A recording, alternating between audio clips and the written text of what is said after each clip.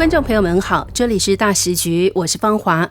北京出事了，中共四中全会刚登场，传出3个惊天消息。李强递上辞职信，习近平拍桌怒吼不准辞职。82集团军进京戒备，张又侠、张元疑似包围京西宾馆。军报头版发社论，却一边拥护习，一边开除习的亲信。整个中南海陷入一场前所未有的权力对撞。北京政圈形容这次四中全会根本不是开会，而是一场内部决战。所以现在北京的问题不是谁服从谁，而是谁还在听谁的命令。中共四中全会的真正议题不是“15+5”规划，不是经济复苏，而是谁能活着走出京西宾馆。据自媒体人山河东夫爆料，中共元老温家宝、汪洋近日要求常委班子针对经济下行撰写检讨报告，并上交由中央决策议事协调小组进行审阅。中共总理李强态度最为积极，不仅写了10多页检讨，还附上亲笔辞职信。消息传到中共党魁习近平耳中，习火速批示，检讨可以写，但辞职不准提。知情者透露，这一反应不是意气用事，而是习心里的恐惧。李强一旦辞职，习就少了一层防火墙。李强对于习近平来说，不只是信任的象征，更是责任的缓冲。只要李强还在，所有政策失误都能被归到政府层面。但是如果他主动退出，权力的平衡会瞬间崩塌，所有矛头都将指向习本人。盾牌不能碎，哪怕已千疮百孔。这句话在北京政治圈被私下用来形容习此刻的心境。这起事件也暴露了习家军内部的现实，不是铁板一块，而是暗战不止。外界总以为李强低姿态，其实更多的是制度化的降规格。比如李强这一回10月9号到11号出访朝鲜，再度坐包机而不是专机，这规矩是2023年3月蔡奇接管中办后改的，理由是突出习近平的一尊地位。还有2025年9月北京阅兵，央视直播全程不见习近平与李强同框，而2015年、2019年阅兵时，习与李克强同框并不罕见。这种技术性消失背后，正是中宣部与中央办公厅的画面安排权。知名时评人杜正分析认为，蔡奇既是主管宣传的常委，也是抗战纪念活动领导小组组长，不让同框是精准的权力讯号输出。在今天的中南海流行一句话，有2个中央，一个是习本人，另一个是中办。很多报中央批准，实际含义要么报给习，要么报给中办蔡奇，甚至是先过蔡奇再成习。党管一切的重心正握在中办这个总枢纽。相对的，李强虽然在中央政治局常委里位居第2，但常被称作史上最弱总理。比如中共两会按惯例举行的总理记者会被取消，国务院组织法修改以后，党凌驾于国务院行政体系之上，经济决策权被剥夺。李强这个国务院总理变成了店小二，成了一名执行者。杜正指出，吴振龙作为中共国务院秘书长，李强的大管家，李强每到一处，其行踪都会被吴振龙汇报给蔡奇，等于在总理身边安了一个监控器。蔡奇之子蔡尔金被指在国家发改委基础设施司任副司长，发改委是国务院核心部门，这等于在李强地盘再安一个眼线。李强上任以后，港媒报他老家祖坟24小时有人看护。2023年9月，又有其妻女与商界往来资料在网上流出。对内行人来说，这些料不是花边，是派系放风的战术。在北京的解读里，把柄在对手手上，你就只能忍。北戴河会议前后，掼蛋牌局被北京党媒连日点名，影射江浙系团团伙伙。同时，最严厉9令，重击餐饮与商务社交，地方到9月被迫松绑，浙江甚至补贴办酒席。一紧一松，像两股力量在臂力对称。北京中枢的整风与南方经济派的自救。杜正引述北京知情人士的话说，习近平现在确实身体不好，一旦习突然倒下，蔡奇和李强之间就有最高权力之争。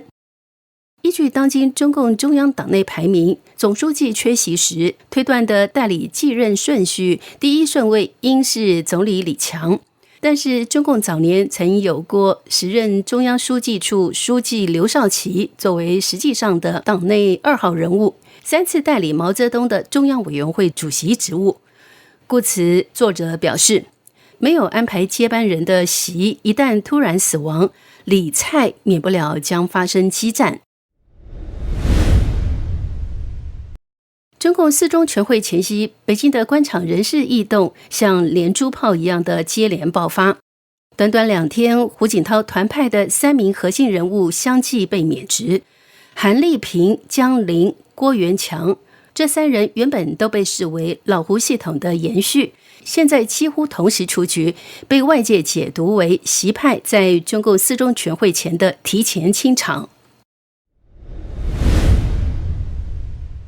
10月17号下午，中共中组部突然宣布，王宇燕任中华全国供销合作总社党组书记，免去韩立平职务。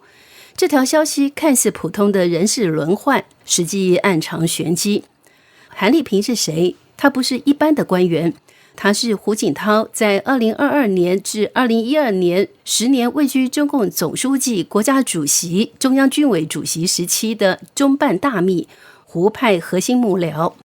这位1960年生的北京人，长期在中共中央办公厅任职，历任老干部局局长、中办副主任兼秘书局局长。2019年出任供销总社党组书记，属于正部级高官。这个职位表面管经济，实际通党政两边，历来是系统人物的安置位。紧接着10月19号，新华社发布，河南省委决定调整洛阳市委主要负责人，陈春江接任市委书记，江林不再任职。江林是胡春华在广东时期的核心幕僚，从清远市长一路做到珠海市长、省委常委、秘书长，再被调往河南任洛阳市委书记。此人工作作风强硬，地方口碑不差。暴雨那年郑州水灾，他半夜还去巡坝查检，是干实事的代表。如今他被免职，但未说明原因，既没有另有任用，也没有另行安排，只有一句干巴巴的不再担任。一位长期观察地方仕途的分析人士直言，这种免职不报去向，通常是政治气候转坏的信号。再来看第3位，中共湖北省委常委、武汉市委书记郭元强。10月18号，中新网通报，郭元强不再担任职务，由盛月春接任。盛月春是浙江系出身，长期在杭州绍兴任职，被视为李强与蔡奇都熟悉的人。这次调整表面上是地方轮换，实际上又是一个派系清除。郭元强刚过60岁，而且是中共第20届中央候补委员，此番去职代表试图走到尽头，但官方未说明他被免的具体原因。那么对于这3年免，有媒体人分析，这不是偶然，像是习派在清理团派，为会前定调，核心唯一，不准挑战。也有观点认为，现在的官场特别有意思，像韩立平、江林、郭元强这些人，到底是等待提拔还是被清算，其实取决于中共4中全会的结果。如果习近平能挺过去，他们就凉了；但是如果胡锦涛派系赢了，他们很可能立刻高升。有人更语带讽刺地说，像湖北省委书记王忠宁、河南省委书记刘宁这些现任习近平派系的省级大员也不见得稳，也许他们结束任期以后，这几个被免的人又回来了。这种官位轮回说，在中共4中全会前成了北京政圈的茶余谈资。表面是人事调整，实质是一次权力测压，看谁敢动，谁能撑，谁的牌还没打完。中共四中全会最敏感的部分落在军权。山河东夫爆料称，张又侠与刘源从82级团军中挑出特战人员，外围驻守金溪宾馆，部分甚至伪装成安保医疗人员。刘源会前还与公安部长王小洪私下见面，语带警告地说，任何扰乱全会的行动都是危险的。而王小洪的回答是，会议如期举行，请放心。一句话听似安抚，实则留白，透露出军警之间的互不信任。